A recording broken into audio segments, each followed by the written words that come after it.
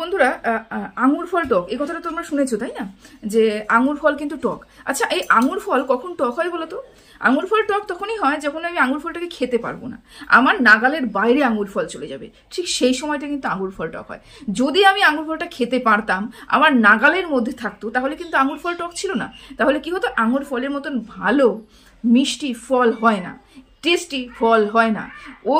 ওই আঙুর ফলই হচ্ছে আমার ফেভারিট ফল, এরকম কিন্তু আমরা বলতাম, তাই তো?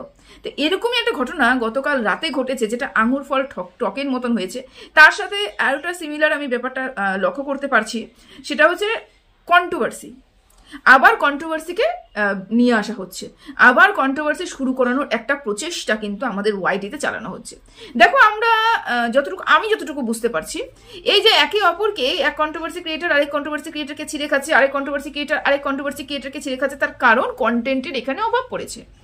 কন্টেন্টের এখানে অভাব পড়েছে, কন্টেন্ট সেই পরিমাণে কোনো ব্লগার দিচ্ছে না। আছে তো টিনা সেরকম ভিডিও দিচ্ছে না, সেখান থেকে কোনো কন্টেন্ট খুঁজে পাওয়া যাচ্ছে না। টিনার মা ভিডিও দিচ্ছে, ওই কয়েকটা ভিউজের মধ্যে টিনার মার ভিডিও দেখেও কিন্তু কন্টেন্ট করা হচ্ছে, তার মানে কন্টেন্টের অভাব পড়েছে। এবার যখনই কন্টেন্টের অভাব পড়বে, তখন নতুন করে কন্টেন্ট ক্রিয়েট করতে হবে, এবং কন্টেন্ট ক্রিয়েট করতে গেলে সহজ পন্থা অবলম্বন করতে হবে, এবং খুব সহজে যেই কন্টেন্টটা আমাদের মার্কেটে চলেও আসবে, এবং একটু ফুস করে দিলে পরে, একটু হাওয়া দিলে পরে কন্টেন্টটা ধাঁধা করে চলে উঠবে, এরকমই একটা কন্টেন্ট নিয়ে আমাদের ওয়াইটিতে আসতে হবে। সেম ঘটনা ঘটেছে গতকাল রাতে। আমি এরকম একটা লাইভ দেখেছি। কার লাইভ দেখেছি? অবশ্যই ফোকলার একটা লাইভ দেখেছি।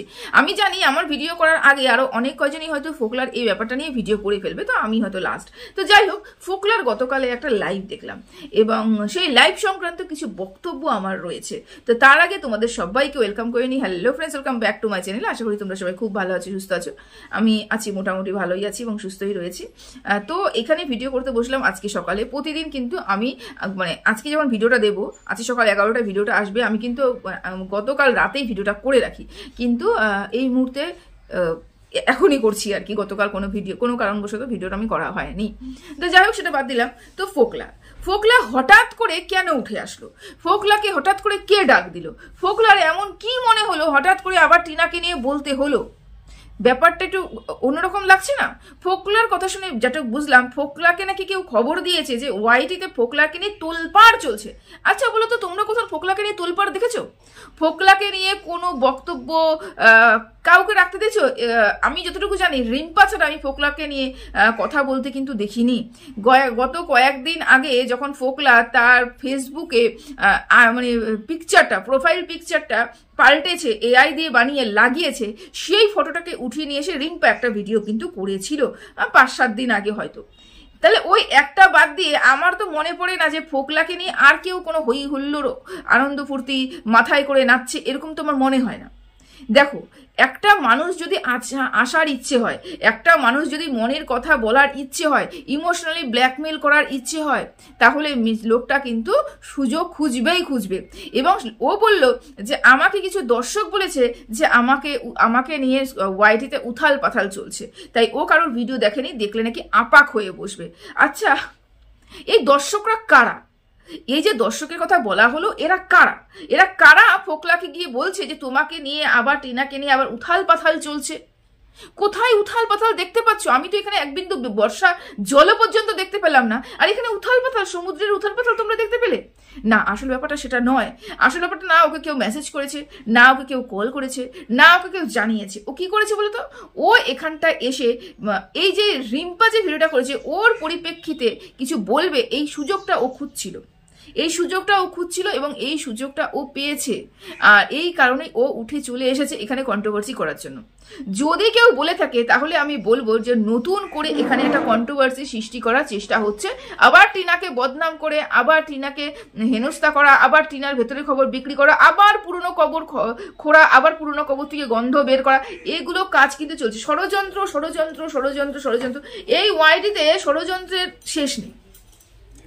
নিজেদের টাকা ইনকামের জন্য, বা বলতে পারো নিজেদের আত্মপূর্তির জন্য, বা বলতে পারো নিজেদের আত্মার শান্তির জন্য, মনে টাইম পাস হয় না, টাইম পাস করার জন্য একটু এক্সাইটেড কিছু ব্যাপার হবে ওয়াইটিটা মেরমেরা হয়ে গেছে, এই জন্যই সহজে যে জিনিসটাকে করা যেতে পারে সেটা হচ্ছে ফোকলাকে উস্কানো যেতে পারে, এবং ফোকলাকে উস্কিয়ে আবার টিনাকে নিয়ে এখানে কন্টেন্ট করা যেতে পারে। এই কারণে কিন্তু কিছু মানুষ হয়তো ফোকলা, যেটা ফোকলা বলছে আমার কোনো জানা নেই, তো ফোকলা বলছে যে আমাকে কিছু লোক বলেছে, আমার তো মনে হয় না সেরকম কিছু, যদি হয়ে থাকে তাহলে এটা কিন্তু একটা নতুন করে কন্ট্রোভার্সি সৃষ্টি করার চেষ্টা, আশা করি তোমাদের বলছে। এবার বলি ফোকলার কি বক্তব্য। ফোকলার বক্তব্য, আমারও তো সময় নেই যে আমি কাউকে নিয়ে ভিডিও করব, আমারও তো সময় নেই। যদি ভিডিও করতাম, ভিডিও করতেই হয় তাহলে ভিডিওটা টাইটেল করতে হবে, ভিডিওটা থাম্বনেল বানাতে হবে, তারপরে ভিডিও এডিট করতে হবে, সেই সময়টুকু আমার নেই।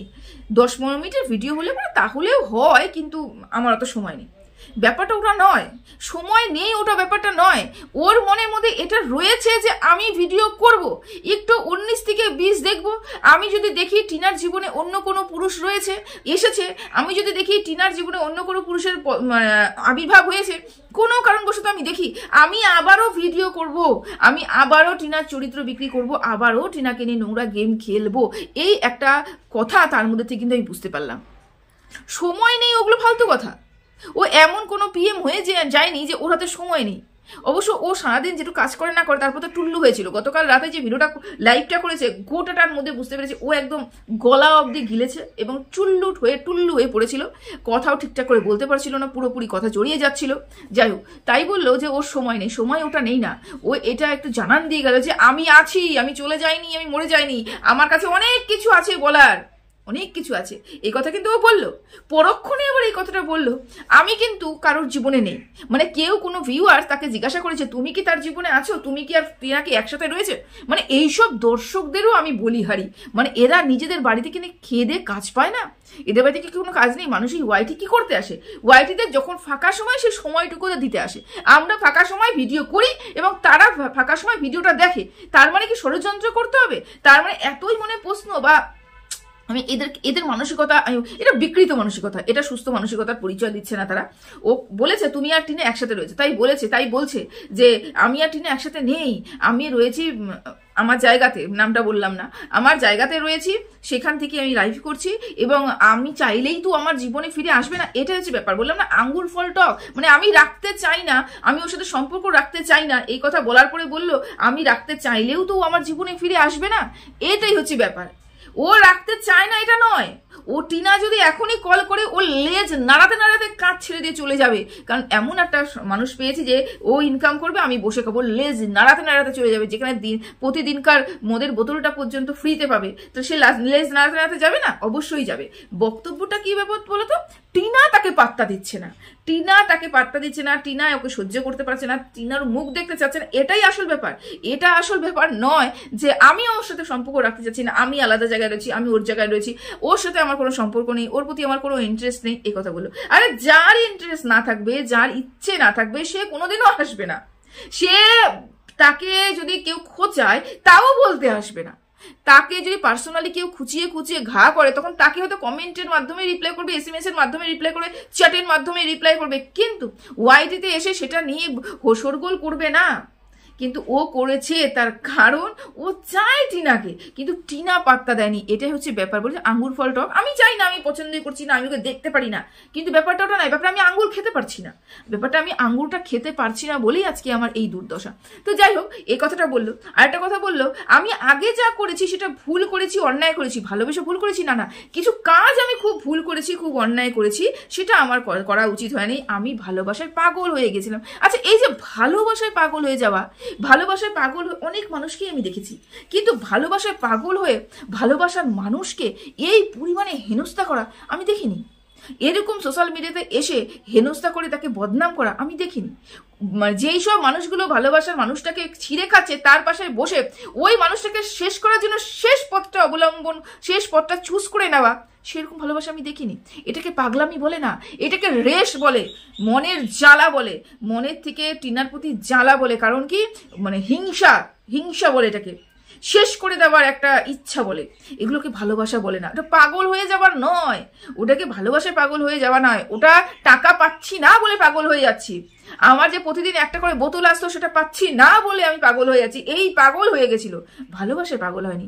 যে ভালোবাসায় পাগল হবে সে এই ধরনের কথা বলবে না, এই কাজগুলো সে করবে না।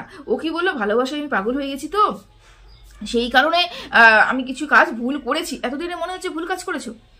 এতদিনে মনে হয়েছে কিছু ভুল কাজ তুমি করেছো? কেন যখন করছি তখন কেন মনে হয়নি যে আমার জন্য ওই মানুষটার সংসার শেষ হয়েছে, আমার জন্য ওই মা ছেলে আলাদা হয়েছে, আমার সাথে ওই মেয়েটা থাকার জন্য ও সর্বস্ব খুইয়েছে, আর মান সম্মান পর্যন্ত খুইয়েছে, তাহলে এই মেয়েটাকে কমপক্ষে আমি আমার সততা দিই, মেয়েটার পাশে দাঁড়াই? কিন্তু না, সেটা তো নয়। মেয়েটার টাকার দিকে নজর ছিল। তা এখানে আর বলো না যে আমার কাজগুলো করা ভুল হয়েছে। তুমি আজকে স্বীকার করছো তোমার কাজগুলো করা ভুল হয়েছে, তুমি তোমার বলছো আমি ঠাকুরের কাছে ক্ষমা চেয়ে নিয়েছি। বাবা, আমি ঠাকুরের কাছে ক্ষমা চেয়ে নিয়েছি, আমার যা কাজ করবো আমি ভুল করেছি, যে কাজ করেছি আমি ভুল করেছি। আচ্ছা, তুমি যে কাজটা করেছো, তুমি মনে করো কাউকে মেরে দিয়ে চলে আসতে, তা তুমি তারপর ঠাকুরের কাছে ক্ষমা চাইলে কি সে জীবিত হয়ে যাবে? যার যাওয়ার তো সাথ চলে গেছে, তাই না?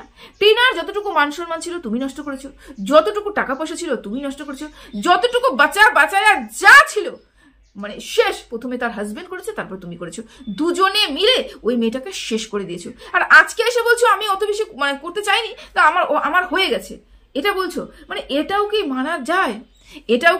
যে তুমি তার মানসম্মানটাকে ফিরিয়ে দিতে পারবে?